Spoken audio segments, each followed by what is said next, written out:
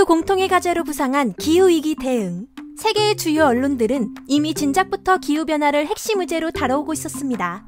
가장 대표적인 사례는 영국의 가디언사입니다. 2020년 1월 가디언사는 전체 매출에서 광고 수입이 약 40%나 차지함에도 불구하고 화석연료 기업의 광고는 더는 싣지 않겠다고 선언했습니다. 더 나아가 2030년까지 회사 자체적으로 탄소 중립을 이루겠다는 목표를 설정했고 현재까지도 아예 기후변화 섹션을 따로 마련하여 기후위기의 실상을 대중에게 더욱 효과적으로 전달하려 노력하고 있습니다. 커버링 클라이밋 나우라는 곳도 있습니다. 세계신문, 방송, 통신, 잡지사들의 기후대응 협업단체입니다. 블룸버그, CBS 뉴스, 로이터, 알자지라, 아사히 신문을 포함해 총 400여 곳에 이르는 언론사가 참여하고 있고 약 10억 명의 독자들이 이들이 제공하는 정보에 노출된다고 합니다. 한편 한국의 언론은 기후위기를 어떻게 다루어 왔을까요?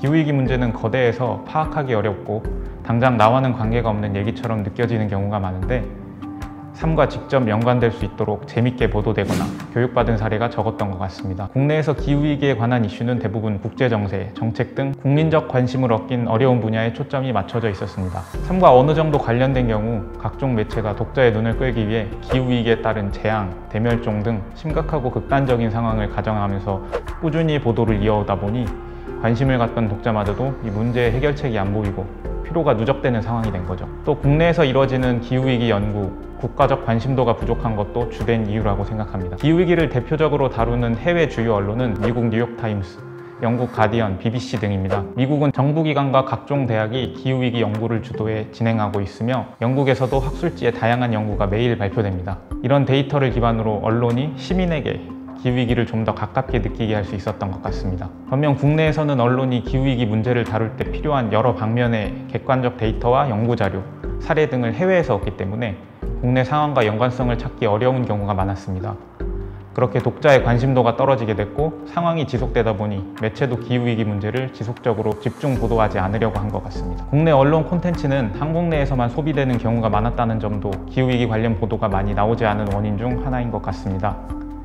기후위기를 대표적으로 다루는 언론은 대부분 영어로 제공하면서 전 세계인 중 기후위기에 관심 있는 일부 독자만 확보해도 언론이 운영되는 데 필요한 관심도를 유지할 수 있었다고 봅니다. 이와 같은 이유로 한국 언론에서는 2018년 IPCC 보고서 발표 때에도 전 세계적으로 기후위기가 주요 의제로 부상했던 2019년에도 부동산 보도 건수가 더 많았습니다.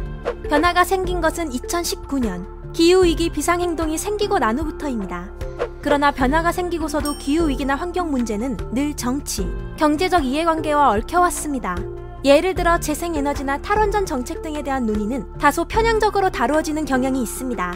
최근의 대표적 사례를 보면 태양광 발전기 때문에 발생한 산사태가 모든 태양광 발전기의 0.2%만 차지하는데도 태양광 발전기가 모든 산사태의 원인인 것처럼 대서특필한다거나 중금속이 검출된다는 근거 없는 정보를 인용하는 경우를 들 수 있겠습니다. 잘못된 근거를 끌어서까지 특정 사안을 비판한다는 것은 일단 태양광은 나쁘고 원전은 좋다는 답을 정해놓고 보도한다는 비판에서 자유로울 수 없을 것 같습니다. 탈원전 정책에 대해서는 일부 언론이 경제성이 낮다는 비판을 많이 하는데요. 원자력 발전소에서 발생하는 방사성 물질을 현재로서 인류가 완벽하게 처리할 기술을 가지고 있지 않다는 점을 고려했을 때 특정 매체가 미래 세대 혹은 우리가 추후 짊어질 위험과 비용보다는 당장의 경제 논리를 우선해 이런 비판을 하는 게 아닌가 생각합니다.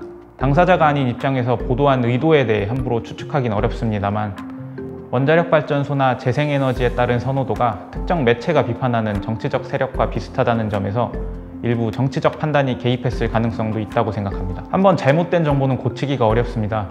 태양광 발전용 패널에서 중금속이 녹아 나오지 않는다는 사실이 많이 보도됐음에도 이전에 잘못된 정보를 믿는 시민들이 여전히 있습니다. 만약 한 언론이 정치적 판단에 치중해 이슈를 만들었다면 문제에 대한 옳고 그름보다는 어떤 정치적 세력이 이겼냐 졌냐가 중요한 문제로 떠오르게 됩니다. 이러면 기후위기 문제에서 벗어나기 위해 내놓은 여러 조치가 정치적 싸움의 수단으로 전락하는 그런 상황이 발생할 수 있을 것 같습니다. 모든 측면을 고려해 더 올바른 선택을 하기보다 기후위기에 대응하기 위한 소중한 시간을 정치적 논쟁에 소모하게 될 수 있습니다.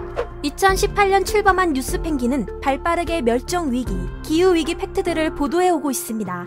진짜 논의되어야 할 지점이 논의될 수 있도록 가짜 뉴스를 생산하지 않고 경계하는 것. 이외로도 기후위기 시대에 언론이 해야 하는 역할엔 어떤 것들이 있을까요? 일단은 기후위기를 다룰 때 명확한 근거와 과학에 기반한 보도가 필요하다고 생각합니다. 정치적 판단이나 이해관계에서 벗어나 기후위기, 에너지전환, 미세 플라스틱 등 여러 문제가 닥친 상황을 어떻게 헤쳐나갈 수 있을지 언론이 모든 방면에서 살피고 찾아내야 하는 것이죠. 뉴스펭귄 구성원은 기업과 정부가 온실가스를 줄이는 목표를 설정하도록 압박하는 시민들을 조명하고 친환경을 내세우지만 실상 온실가스 절감 노력은 기울이지 않는 일명 그린워싱을 하는 기업과 정부기관을 경계하는 일이 시급하다는 점에 공감하고 있습니다. 뉴스펭귄을 비롯한 여러 매체는 기후위기 문제가 사회 전반, 특히 환경 문제에 관심이 없는 사람들 사이에서도 논의될 수 있도록 노력해야 한다고 생각합니다. 이를 위해 최대한 많은 시민이 기후위기가 자신을 포함한 주변 이웃의 삶을 위협하며 기후위기 대응을 위해 나서야 한다는 점에 공감할 수 있도록 최선을 다해야 할 것 같습니다. 최근 국내에서도 기후위기에 대응하는 시민단체나 정부기관이 흥미를 끌만한 활동, 연구 등을 많이 내놓고 있습니다. 이런 활동에 많은 사람이 관심을 가질 수 있게 돕는 것을 의무로 생각하고 있습니다. 언론은 앞으로 기후위기에 대해 단순히 종말론적 공포감을 조성하거나 정치적 의제, 환경 문제로 일축할 것이 아닌 총체론적인 관점에서의 정치, 사회, 경제 전반의 변화를 정확하고 공정하게 대중에게 전달함으로써 공론장 일원으로서의 책임을 다해야 할 것입니다.